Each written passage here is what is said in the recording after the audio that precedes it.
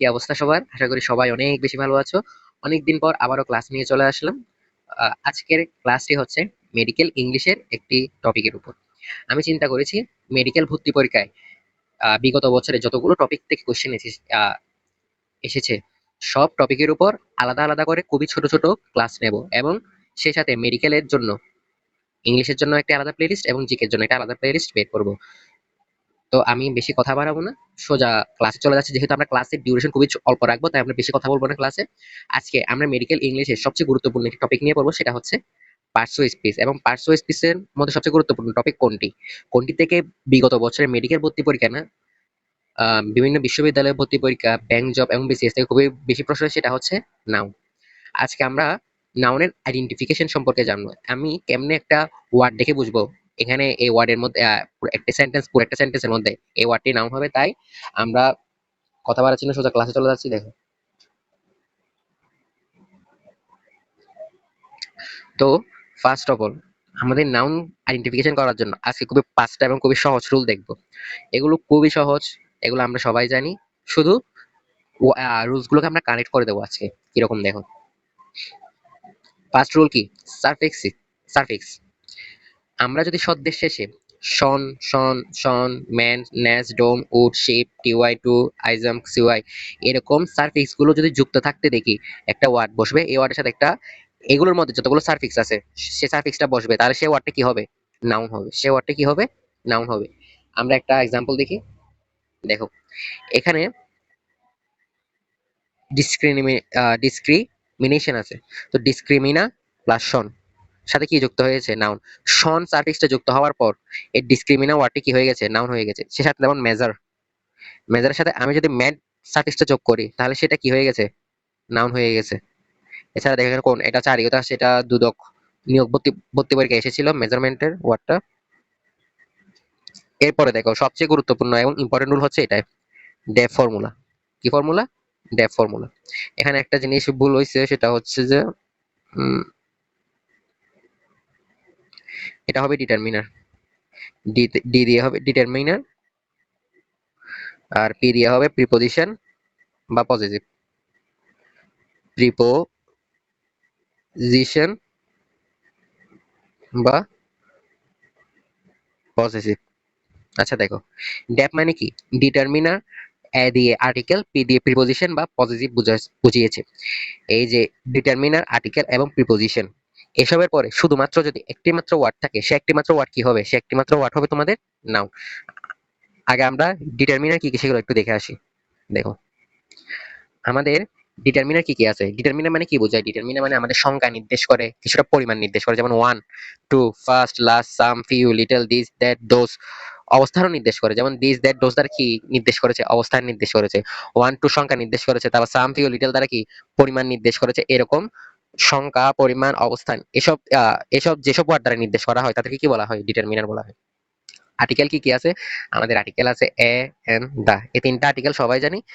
এরপর আসি preposition and possessive. Possessive জিনিসটা কি? পসেসিভ জিনিসটা হচ্ছে কোনো কিছুর উপর অধিকার আদায়, মানে অধিকার আদায় আমরা যে ওয়ার্ডগুলো ইউজ করে থাকি, যেমন মাই, আমার, ইউর, তোমার, হিজ, তার, হার, তার, আওয়ার, আমাদের, দেয়ার, তাদের, এরকম মানে আমরা আমার, এই জিনিসটা আমারই, এই জিনিসটা তারই, এরকম দ্বারা যখন আমরা কোনো অধিকার কর্তব্য বুঝাবো, তখন সেটা কি হবে?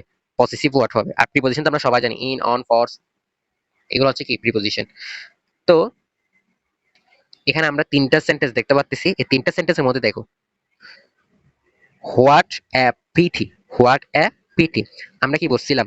ডেপ ফর্মুলার পর যদি একটা ওয়ার্ড থাকে, ডেপ ফর্মুলার মধ্যে কি, ডি দ্বারা কি ডিটারমিনার বুঝিয়েছে, এ দ্বারা আর্টিকেল, পি দ্বারা প্রিপোজিশন এন্ড পসেসিভ। এখন দেখো, এই পুরো সেন্টেন্সটার মধ্যে আর্টিকেল আছে না একটা? হ্যাঁ, এ নামে একটা আর্টিকেল আছে।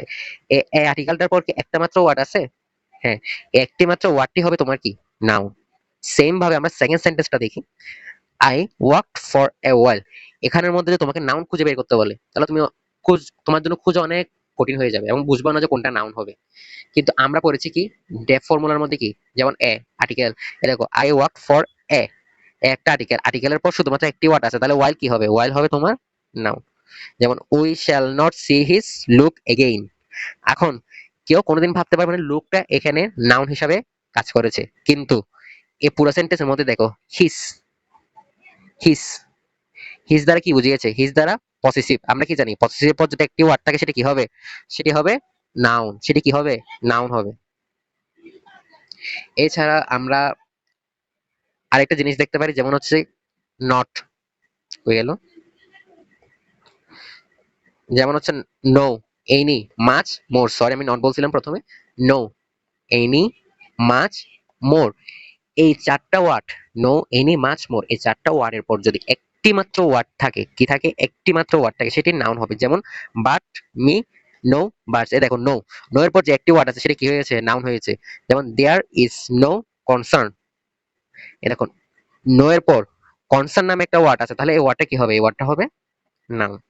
তো নো, এনি, মাচ, মোর, এই চারটা ওয়ার্ডের পর যদি একটি মাত্র ওয়ার্ড থাকে, সেই ওয়ার্ডটা কি হবে? নাউন হবে। এছাড়া ডেফ ফর্মুলায় কি বলেছিলাম? ডিটারমিনার, আর্টিকেল এবং প্রিপোজিশন বা পসেসিভের পর যদি একটি মাত্র ওয়ার্ড থাকে সেটি নাউন হবে। এখন আমার কথা হচ্ছে প্রিপোজিশন, আর্টিকেল, ওসবের পর যদি অনেকগুলো ওয়ার্ড থাকে, অনেকগুলো ওয়ার্ড থাকলে কি হবে? এখন সেই জিনিসটা আমরা দেখি, একটা আলাদা পেজ নিই। ধরো আমরা তো ডেফ ফর্মুলাতে পড়ছি। ডেফ ফর্মুলা কি? একটি ওয়ার্ড থাকলে সেটা হচ্ছে কি? নাউন। ডেফ ফর্মুলায় যে দুটি ওয়ার্ড থাকে, পরপর যদি দুইটি ওয়ার্ড থাকে, সেক্ষেত্রে প্রথমটা অ্যাডজেক্টিভ হবে এবং দ্বিতীয়টা কি হবে? নাউন হবে। সেম ভাবে ডেফ ফর্মুলার পর যদি তিনটি ওয়ার্ড থাকে, তাহলে প্রথমটা হবে অ্যাডভার্ব,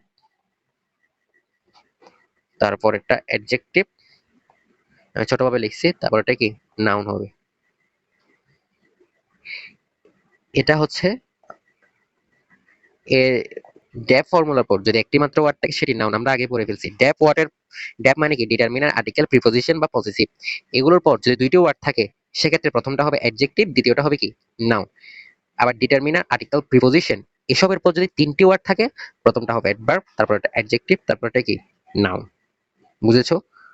আর এসব রুলস এর প্রত্যেকটার জন্য আলাদা আলাদা এক্সাম্পল কোন বইয়ে খুব ভালো আছে? সেটা হচ্ছে মাস্টার্স। মাস্টার্স বইয়ে দেখবা নাউনের শেষে কত এক্সারসাইজ আছে। নাউন টপিকের এক্সারসাইজ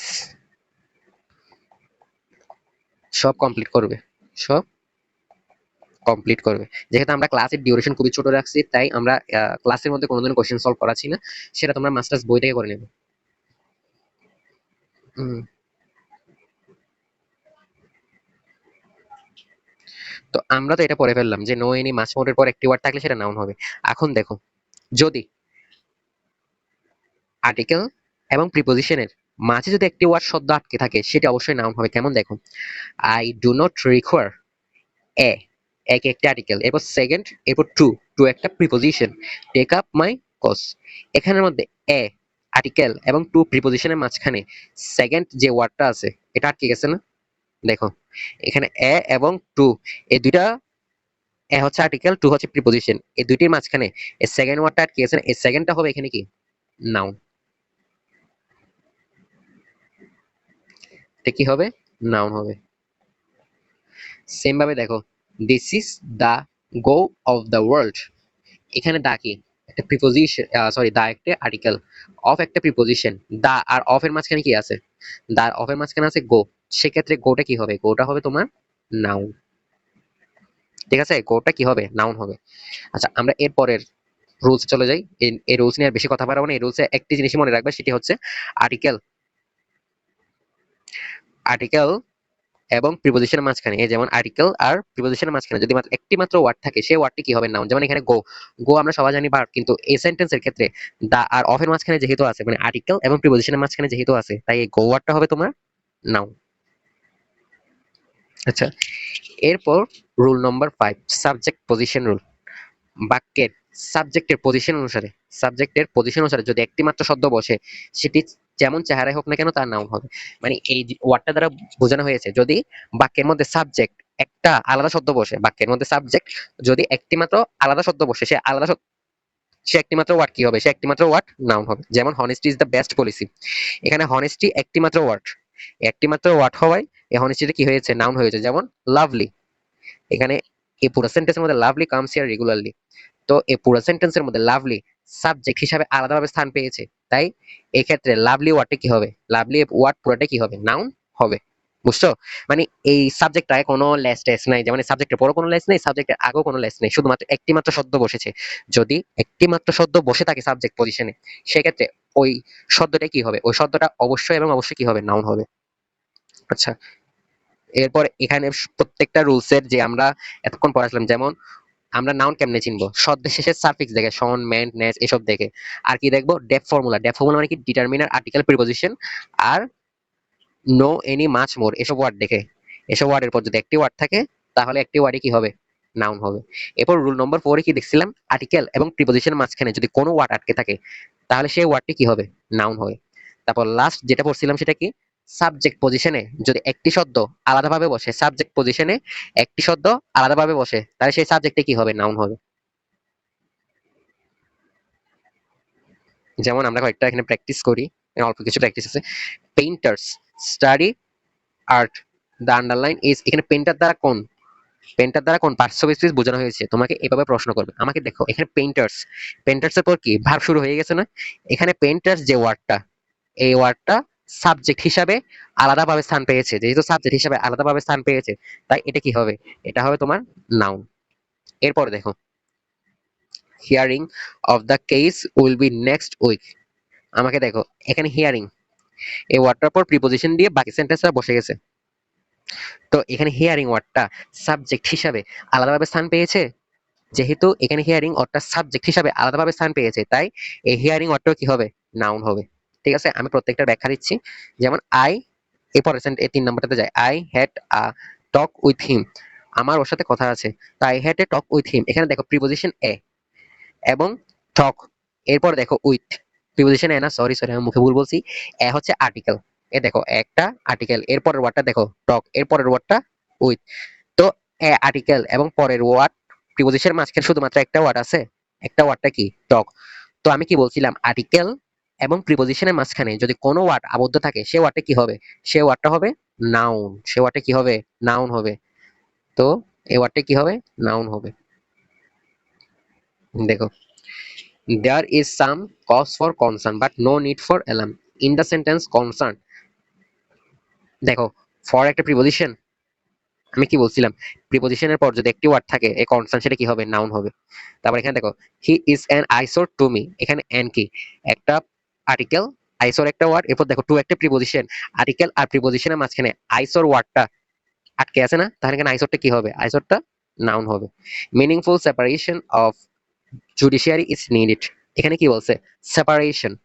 তো আমাকে দেখো এই পুরো ওয়ার্ডটার মধ্যে সারফিক্স শন আছে, টি আই ও এন, এই পুরো ওয়ার্ডটা সারফিক্স শন আছে, যেহেতু আমি কি বলছিলাম, যদি কোনো ওয়ার্ড এসেছে সারফিক্স শন যুক্ত হয়, সেই ওয়ার্ডটা কি হবে, নাউন হবে। আর আছে দেখো এখানে তোমার যে কোশ্চেন গুলো সলভ করে সেগুলো আনসার দেওয়া আছে, এবং কোন রুলসটা ফলো এটারও দেওয়া আছে এখানে, এটা দেখে নিও। আজকে আমাদের ক্লাস এখানে সমাপ্ত করা হলো। পরবর্তীতে মেডিকেল ইংলিশের জন্য গুরুত্বপূর্ণ আরেকটি টপিক নিয়ে আলোচনা করা হবে, সেই সাথে আমাদের মেডিকেল জিকের ক্লাসও সামনে আসতে চলেছে। তাই বেশি কথা আর বাড়াবো না, আমাদের চ্যানেলটিকে সাবস্ক্রাইব করে এবং আমাদের ফেসবুক পেজটিকে ফলো করে আমাদের চ্যানেলের সাথে থাকুন, এবং নতুন নতুন ক্লাসের আপডেট আমাদের ফেসবুক পেজেই দেওয়া হবে। সবাইকে ধন্যবাদ, আসসালামু আলাইকুম।